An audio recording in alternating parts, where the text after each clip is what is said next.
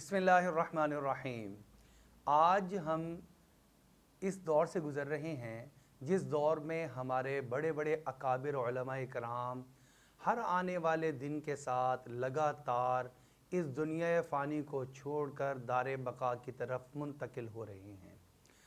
इन हस्तियों में जहाँ पर मदारिस चलाने वाले हैं, वहाँ पर खानकाह चलाने वाले भी बहुत सारे अहबाब हैं, और कुछ अहबाब तो ऐसे हैं जिनको अल्लाह रब्बुल इज़्ज़त ने जामिउल कमालात बनाया है, जिनको जामिउल कमालात बनाया है। यानी अल्लाह रब्बुल इज़्ज़त उनसे दीनी इल्म का काम भी ले रहे हैं और वो मदारिस भी चला रहे हैं, और अल्लाह रब्बुल इज़्ज़त उनसे इस्लाह बातिन का काम भी ले रहे हैं, यानी खानकाहें भी, और लोगों की इस्लाह का बहुत अहम फरीज़ा अल्लाह उनसे ये खिदमत का काम भी ले रहे हैं। इन्हीं हज़रात में से जो आजकल इस दुनिया से रुखसत हुए हैं, एक बहुत बड़ा नाम हज़रत अक़दस हज़रत मौलाना पीर अज़ीज़ुर रहमान हज़ारवी रहमतुल्लाह अलैह का भी है। अल्लाह रब्बुल इज़्ज़त ने इनको उलूम से भी नवाजा और उलूम को फैलाने वाले इदारों से भी नवाजा, और अल्लाह ने इस्लाह बातिन की वो आला तरीन खिदमत भी इनके ज़िम्मे लगाई कि जिसको ये अरसा दराज से मखलूक खुदा की खिदमत के जज्बे से सर अंजाम दे रहे हैं। उज़्बेकिस्तान के सफ़र में अल्लाह ने हमें भी मौका दिया कि इन बड़े हज़रात का और मशाइख के साथ सफ़र में जा सकें, जहाँ बहुत सारे मशाइख की बेशुमार खूबियाँ हमारे सामने आईं और हमें सीखने का मौका मिला। वहीं पर पीर अज़ीज़ुर रहमान हज़ारवी रहमतुल्लाह अलैह की भी 3-4 ऐसी बाकमाल और बेमिसाल खूबियाँ थीं कि हम जैसे जो तलबा साथ थे और सलूक की मनाजिल के मुब्तदी इब्तदा करने वाले थे, हमें उनसे बेशुमार फ़ायदा हुआ, इल्मी फ़ायदा भी हुआ और बातनी फ़ायदा, इस्लाह का फ़ायदा हमें वो भी बहुत ज़्यादा हुआ। मसलन सबसे पहली सिफ़त जो हमने उनके अंदर देखी वो कमाल शफ़क़त थी।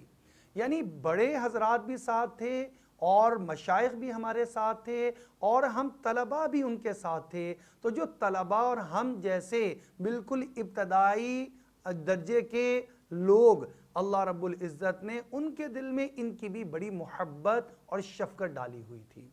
एक जुमला इनके साथ लगाया जाता है शफ़ीक़ुल उम्मा। तो ये हमने वहाँ पर अपनी आँखों से देखा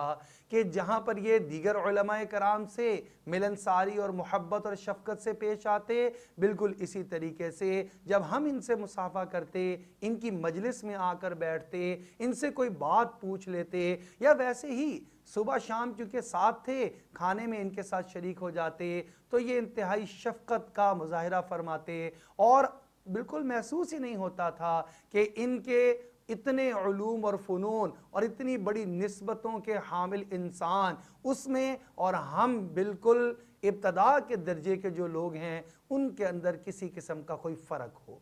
लिहाजा शफ़ीक़ुल उम्मा, वाकई ये उम्मत के ऊपर शफ़ीक थे। और हमने इनकी मजलिस में बैठे हुए कभी किसी की गीबत नहीं सुनी, ना गीबत ये सुनते थे, ना गीबत इनकी मजलिस में हुआ करती थी, ना अपनी ज़ुबान मुबारक से किसी के बारे में भी कोई बात करते थे।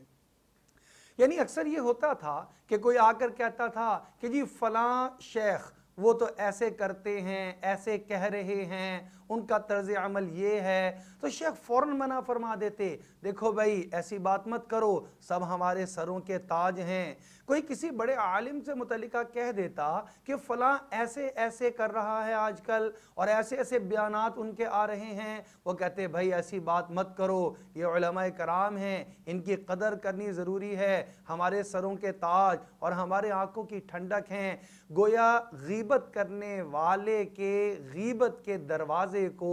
फ़ौरन बंद फरमा दिया करते थे। तो ये अहम चीज़ थी जो हमने इनसे सीखी। दूसरी चीज़ थी सुन्नत की इत्तबा का आला दर्जा और नबी पाक सल्लल्लाहु अलैहि वसल्लम पर दुरूद पाक की कसरत करना। कोई लम्हा इनका बेकार या ज़ाया नहीं जाने दिया जाता था।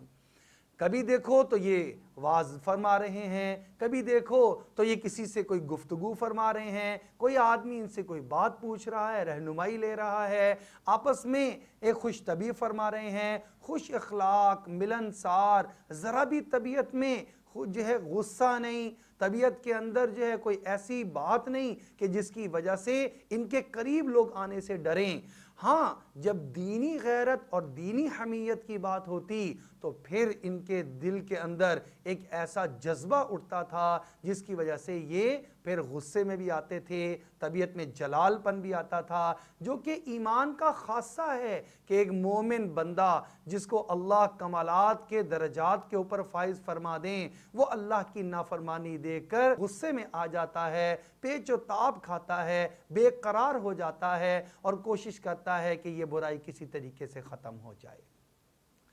ایک اور چیز جو ہم نے یہ دیکھی کہ جب ہم وہاں پر پہنچے اور جو ہے ایئرپورٹ سے نکلے، ہم سارے اپنے سامان کی چیکنگ کروا کر بس میں آ کر بیٹھ گئے، پتہ چلا کہ کسی ایک صاحب کو وہاں پر روک لیا گیا ہے۔ اب 2 بسیں بھری ہوئی، 70 کے قریب علماء اور مشائخ موجود، سارے فکر مند کہ کون ایسا ہے، اور جب ٹائم طویل ہوا تو تھوڑی سی الجھن بھی ہونا شروع ہو گئی، کسی کے جملے سخت اور غصے والے بھی نکلنے شروع ہو گئے کہ پتہ نہیں ہمارے ساتھی کیا کرتے ہیں، یہ کوئی غلطی کر دی ہوگی، کوئی سامان میں کینچی لے آئے ہوں گے، کوئی چاقو آ گیا ہوگا جس کی وجہ سے سامان کو روک لیا گیا، کلیئرنس نہیں ہو رہی اور ہم بھی یہاں پر جو ہے وہ انتظار کی سولی پر لٹکے ہوئے ہیں۔ حتیٰ کہ تھوڑی دیر میں پتہ چلا کہ حضرت اقدس پیر عزیز الرحمن ہزاروی صاحب اور ان کے صاحبزادے پیر عتیق الرحمن ہزاروی صاحب دامت برکاتہم العالیہ، ان کے سامان کو روکا گیا ہے۔ بڑی حیرت ہوئی کہ ان کے سامان کو کیوں روکا گیا؟ معلوم ہوا کہ وہ جب ازبکستان جا رہے تھے تو یہ دل میں شوق تھا کہ یہ وہ ہستی ہیں اور یہ وہ سرزمین ہے جہاں سے ہمیں علم پہنچا ہے۔ امام بخاری رحمۃ اللہ علیہ کی سرزمین، امام ترمذی رحمۃ اللہ علیہ کی سرزمین، امام نسائی کی سرزمین، صاحب ہدایہ کی سرزمین، ابو منصور ماتریدی رحمۃ اللہ علیہ کی سرزمین، تو ہمارا بھی یہ حق بنتا ہے ان کے لیے کوئی ہدیہ اور تحفہ لے کر جائیں۔ اور درود پاک کی چھوٹے چھوٹے کتابچے وہ لے کر جا رہے تھے کہ درود پاک سے بڑھ کر کوئی اور ہدیہ ایسا نہیں جو ان کو پیش کیا جا سکتا ہو۔ جب ہمیں یہ پتہ چلا تو ہمارے دل کے اندر عزت احترام میں اضافہ ہو گیا۔ ہم کیا سوچ رہے تھے کہ پتہ نہیں کوئی ممنوعہ چیز ہوگی جس کی وجہ سے روکا جا رہا ہے، اور یہ تو عشق رسول میں ڈوبے ہوئے نبی پاک صلی اللہ علیہ وسلم کی احادیث مبارکہ کا ذخیرہ اور درود پاک کا مجموعہ لے کر کہ وہ پورے عالم میں پھیل جائے، ہر ایک کی زبان سے درود پاک جاری ہو جائے، یہ تو اس کے لیے کوشش اور کاوش کر رہے تھے۔ پھر ہم نے یہ بھی دیکھا کہ جب ہم رات کو واپس آتے تھے مختلف زیارات کر کے تو شیخ ہر روز ہی تقریباً عشاء کی نماز کے بعد ذکر کی مجلس اور محفل لگاتے تھے، بلکہ ایک دن تو بڑا ہی مشکل مرحلہ یہ پیش آیا اور عجیب معاملہ پیش آیا کہ 15 شعبان ہماری وہاں پر آ گئی۔ 15 شعبان والے دن شیڈول بھی بہت زیادہ ٹائٹ تھا، بہت زیادہ جگہوں پر گئے، تھکے ہوئے تھے، لیکن ہوٹل میں آنے سے پہلے ہی حضرت اقدس نے کہا میں اپنے تمام قافلے کے ساتھیوں سے یہ درخواست کرتا ہوں کہ جا کر آرام نہیں کریں گے، ہمارا عرصہ دراز سالہ سال سے ایک معمول چلا آ رہا ہے کہ 15 شعبان کو عبادت میں گزارتے ہیں، تو آج کی رات اگرچہ سفر میں ہے، ہم تھکے بھی ہوئے ہیں، لیکن ہم کوشش کریں گے آج کی رات کو بھی عبادت کے اندر گزار دیں۔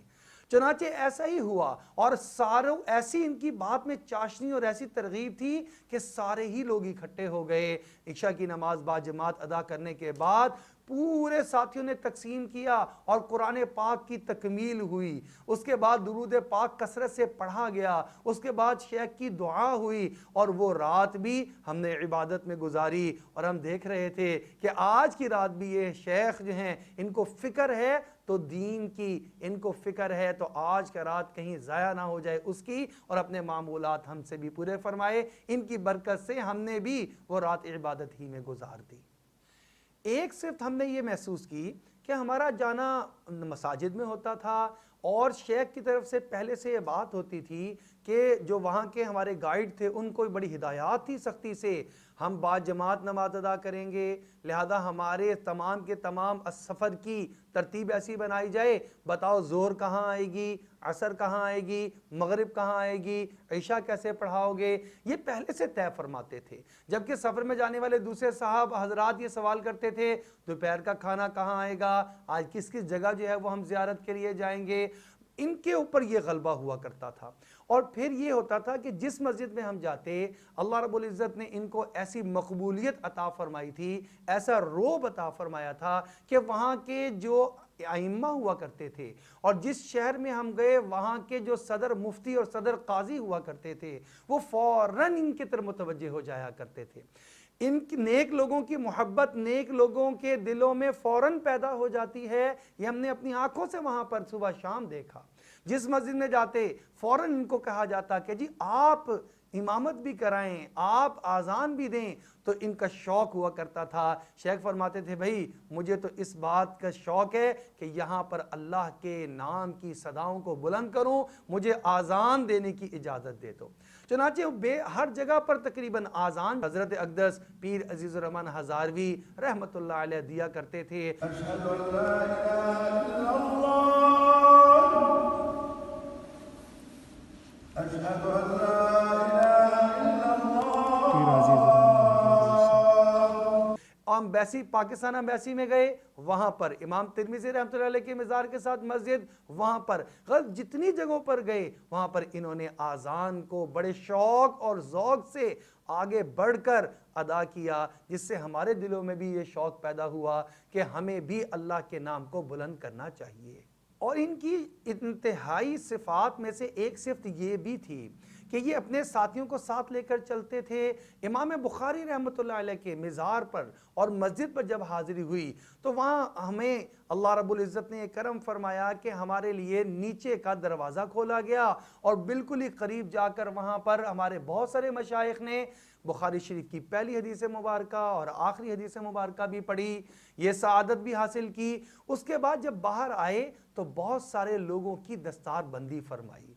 اور اس میں جہاں بڑے بڑے حضرات کی دستار بندی فرمائی وہاں پر جو ہم جیسے ساتھ جو ان کے شاگردوں کے درجے پر ہیں ان کی بھی دستار بندی فرمائی، اور اس دستار بندی کا ایسا اثر ہوا کہ دل کے اندر انہوں نے جو دعا دی تھی دستار باندھتے ہوئے، اللہ رب العزت تم سے دین کا کام لے، آج تک اس دعا کا اثر ہم اپنی زندگی میں محسوس کرتے ہیں۔ اللہ رب العزت سے دعا ہے اللہ ہمیں اپنے اکابر کے نقش قدم پہ چلتے ہوئے دین عالی کی اعلیٰ محنت میں لگ کر اس زندگی کو گزارنے کی توفیق عطا فرمائے، اپنے اوقات کو ضائع ہونے سے بچا کر اس زندگی کو قیمتی بنانے کی توفیق مرحمت فرما دے۔